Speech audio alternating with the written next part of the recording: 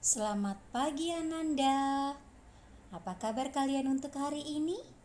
Ya, Ibu Ismaria berharap kalian masih dalam keadaan sehat ya Ananda. Ananda, untuk hari ini kita akan kembali melanjutkan pembelajaran kita dari buku pena kalian untuk tema 6, merawat hewan dan tumbuhan, pada subtema 3, tumbuhan di sekitarku. Pembelajaran 3 dan 4. Bagaimana Ananda? Sudah siap belum belajar bersama dengan Ibu Ismaria? Ya, besar harapan Ibu kalian sudah siap untuk belajar ya Ananda. Ananda, ayo ingat kembali fungsi tanda titik pada kalimat. Tanda titik berfungsi untuk memisahkan dua kalimat. Tanda titik juga digunakan saat kalian ingin membuat karangan tentang tumbuhan. Mengapa tentang tumbuhan? Ya, karena tema kita hari ini adalah merawat hewan dan tumbuhan, dan subtemanya adalah tumbuhan di sekitarku.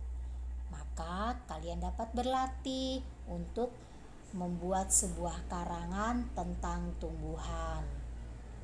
Untuk dapat membuat karangan tersebut, kalian perlu mengetahui ciri-ciri tumbuhan yang ingin kalian ceritakan. Nanti kalian dapat menjelaskan bentuk bunganya, warna bunganya, bentuk daun, dan ciri khas lainnya seperti ada tidaknya duri atau corak tertentu pada tumbuhan tersebut. Nah, Ananda, pada pembelajaran yang lalu Ibu meminta kalian untuk mengenal karya 3 dimensi. Nah, untuk membuat karya 3 dimensi kita dapat menggunakan berbagai jenis bahan. Ada bahan buatan dan juga bahan alami. Contoh bahan buatan adalah plastisin, karton, dan kertas koran. Contoh bahan alam adalah tanah liat dan pasir. Plastisin dan tanah liat adalah bahan lunak. Tekstur plastisin dan tanah liat halus dan mudah dibentuk. Nah, untuk itu maka pada pembelajaran ini kita akan berlatih bagaimana membuat karya 3 dimensi dengan bahan lunak, yaitu plastisin. Coba Ibu ulangi kembali ya untuk lebih memahami materi ini. Nah, untuk membuat karya 3 dimensi kita dapat menggunakan berbagai jenis bahan. Ada bahan buatan dan juga ada bahan alami. Contoh dari bahan buatan itu seperti plastisin, karton, dan kertas koran. Dan bahan alami itu contohnya adalah tanah liat, pasir, dan rotan. Ananda, coba sekarang kalian perhatikan bagaimana cara membuat karya 3 dimensi dari plastisin. Di sini ada contoh dan langkah-langkah yang dapat kalian ikuti untuk menghasilkan sebuah karya yang merupakan karya 3 dimensi. Nah, siapkan plastisin, tusuk gigi, kertas kardus, dan sendok atau cutter. Nah, bagaimana langkah kegiatannya? Nah, yang pertama, bentuklah plastisin menjadi kotak. Kemudian, buatlah pola gambar pada plastisin dengan tusuk gigi.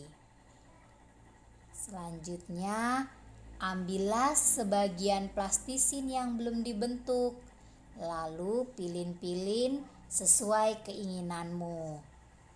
Tempatkan plastisin yang sudah dipilin pada bagian yang kamu inginkan. Cungkillah bagian pinggir plastisin dengan sendok atau cutter. Dalam hal ini, kalian harus meminta bantuan orang tua saat mencungkil jika kalian menggunakan cutter. Nah, sekarang karya kalian sudah jadi. Ini adalah karya 3 dimensi dari plastisin yang berupa tumbuhan, yaitu bunga. Bagaimana Nanda? Apakah kalian bisa membuat karya 3 dimensi menggunakan plastisin? Ya, pada pembelajaran sebelumnya Ibu sudah menyarankan jika kalian ingin membuat sebuah karya 3 dimensi, sebaiknya kalian membuat rancangan karya kalian terlebih dahulu. Jadi, kalian akan buat karya 3 dimensi itu bisa secara detail, lebih terperinci lagi. Bentuk daunnya bagaimana, bentuk bunganya warna apa, bentuknya seperti apa, warnanya bagaimana, itu akan sesuai dengan gambar rancangan kalian. Nanti setelah kalian membuat sebuah plastisin atau karya 3 dimensi dengan bahan plastisin, kalian dapat tunjukkan kepada ibu guru, yaitu Ibu Ismaria, untuk ibu nilai. Nanti kalian kirimkan foto kalian beserta dengan hasil karya kalian. Ananda, dalam kehidupan sehari-hari sering kita jumpai permasalahan yang berhubungan dengan kesetaraan satuan berat. Untuk menyelesaikan soal cerita tentang berat benda, kita harus memperhatikan satuan ukuran berat yang digunakan. Jika satuan berat sudah sama, maka kita hanya mengerjakannya sesuai operasi hitung yang diperlukan. Namun jika belum sama, maka satuan berat tersebut harus disamakan terlebih dahulu. Nah, pada pembelajaran keempat ini, ayo ingat kembali penggunaan huruf kapital dan tanda titik. Huruf kapital digunakan pada awal kalimat, sedangkan tanda titik digunakan di akhir kalimat. Tanda titik juga merupakan pemisah antara satu kalimat dengan kalimat lainnya. Ananda, untuk membuat soal cerita, kamu sebaiknya menggunakan kalimat yang sederhana agar mudah dipahami. Mengapa Ibu katakan demikian? Ya, karena kita akan belajar bagaimana mengidentifikasi soal cerita kesetaraan satuan berat. Nah, perhatikan baik-baik. Kita belajar mengidentifikasi soal cerita kesetaraan satuan berat. Sebelumnya, kalian sudah mempelajari cara menyelesaikan soal cerita tentang kesetaraan satuan berat. Nah, soal cerita itu Ibu berikan dalam bentuk latihan. Ayo berlatih. Sekarang, ayo kita membuat soal cerita dan menyelesaikannya. Nah, nanti kalian akan membuat sebuah soal cerita dan mencoba untuk menyelesaikannya. Untuk membuat soal cerita, kalian sebaiknya menggunakan kalimat yang sederhana agar mudah dipahami. Buatlah soal yang erat kaitannya dengan masalah dalam kehidupan sehari-hari.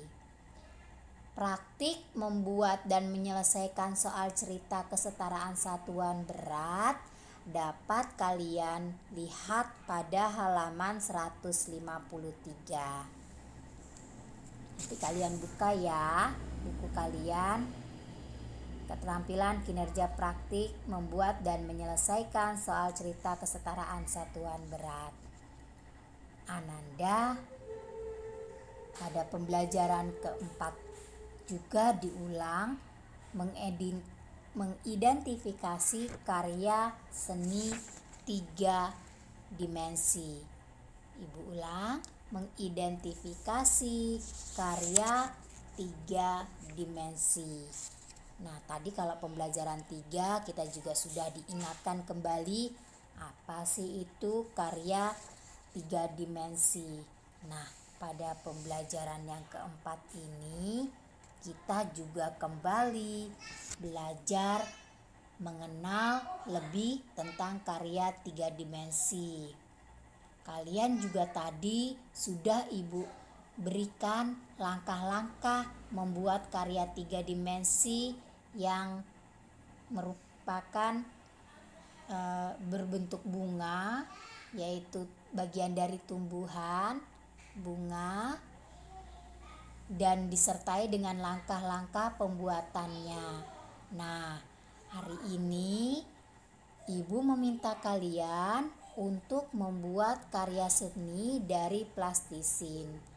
Karya seni itu dapat berupa tumbuhan dan hewan. Ya, nanti kalian dapat melihat-lihat model dari buku atau internet bagaimana bentuk tumbuhan atau hewan yang ingin kalian buat. Nah, kalian siapkan alatnya terlebih dahulu. Alatnya itu biasanya dalam pembuatan karya seni dari plastisin membutuhkan tentu saja plastisin sebagai bahan utamanya. Kemudian kalian dapat menggunakan kertas dan alat tulis untuk menggambar rancangan gambarnya. Nah, ayo kalian membuat karya seni dari plastisin pada pembelajaran hari ini. Nah, demikianlah Ananda pembelajaran kita untuk hari ini. Ibu Ismaria berharap kalian dapat memahami pembahasan yang telah Ibu berikan. Dan sampai jumpa kembali Ananda dalam pembelajaran kita selanjutnya. Tetap jaga kesehatan dan tetap semangat belajar bersama anggota keluarga kalian tercinta di rumah. Terima kasih Ananda.